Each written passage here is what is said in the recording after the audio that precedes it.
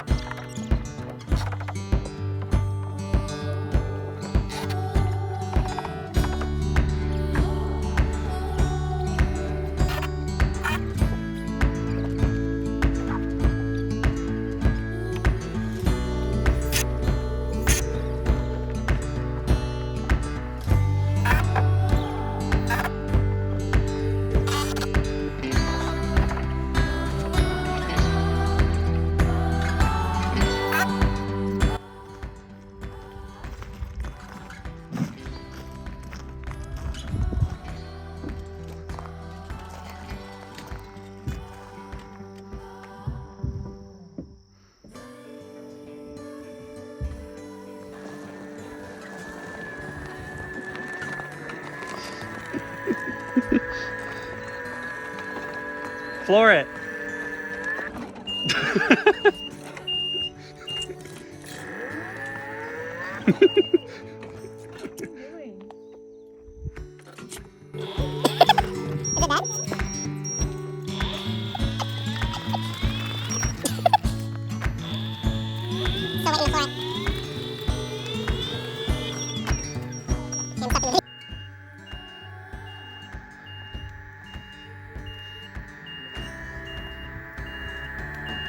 Working now? I think the battery's dead and it's like on emergency. Get your home power.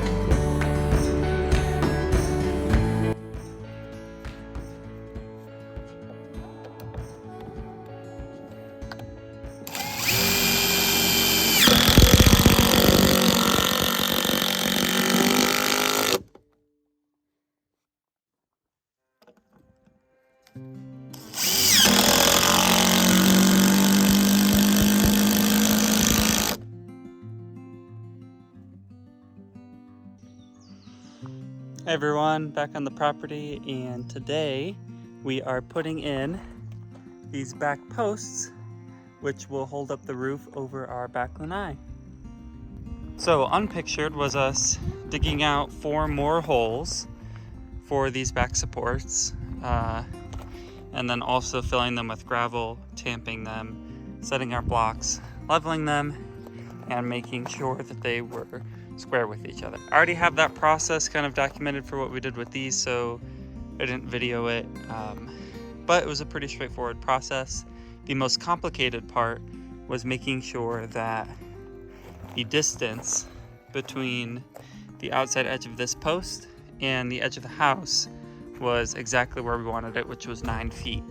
A trick I did to make that happen was I kept this string line from before when we found the edges of our foundation, and then I just put this screw right up to the edge of the line, and then put my tape measure from here all the way out to 9 feet, plus or minus the length of the block, and made marks so that I could run the string line.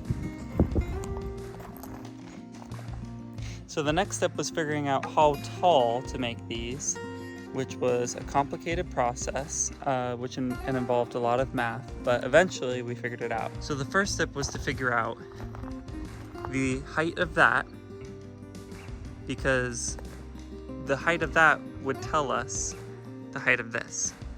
The way I did that was the studs are exactly 8 feet. We had 1 bottom plate,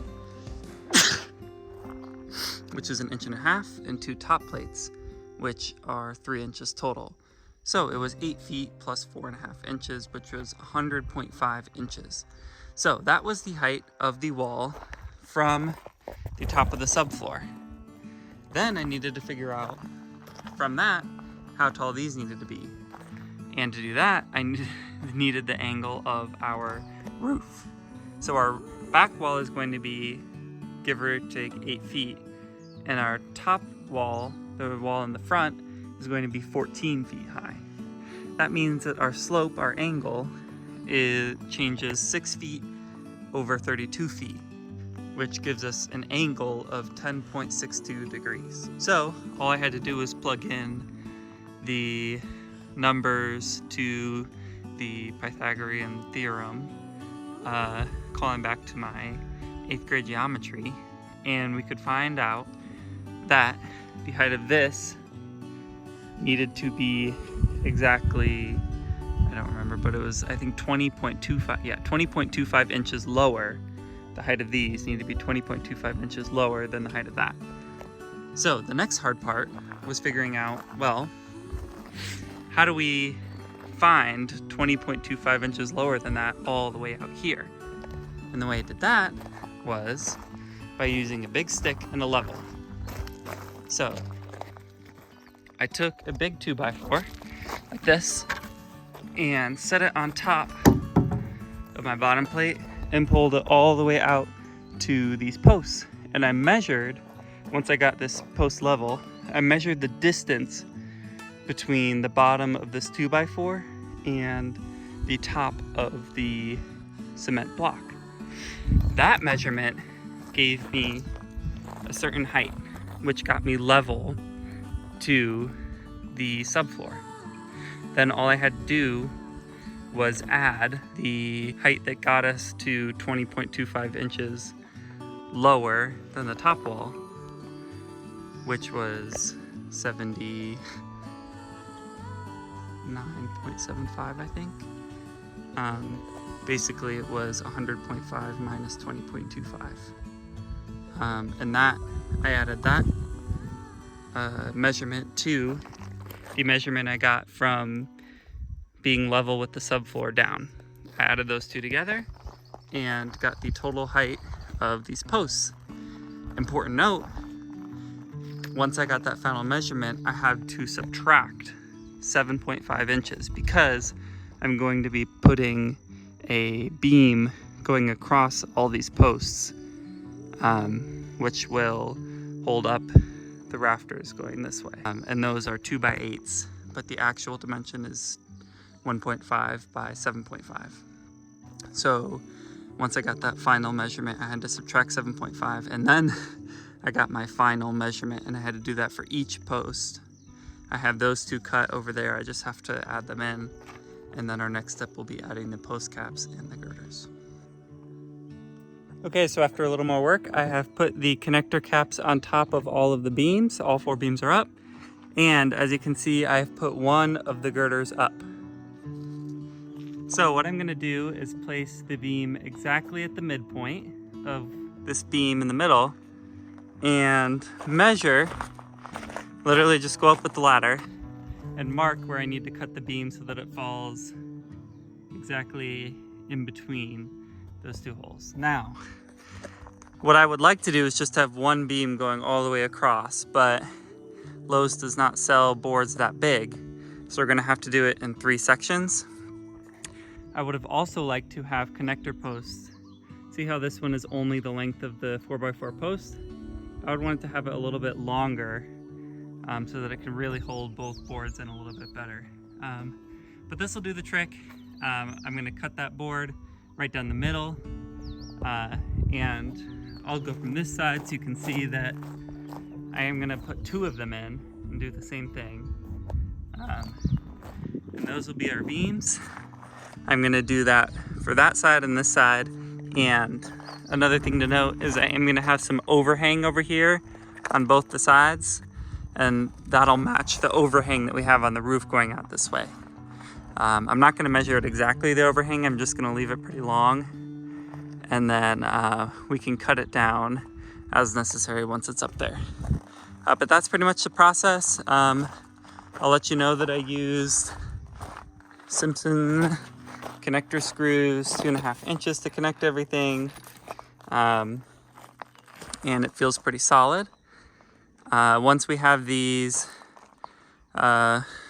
girders, I guess you can call them, put up, we're going to start working on the topper walls over there and making some good progress towards getting started on the roof.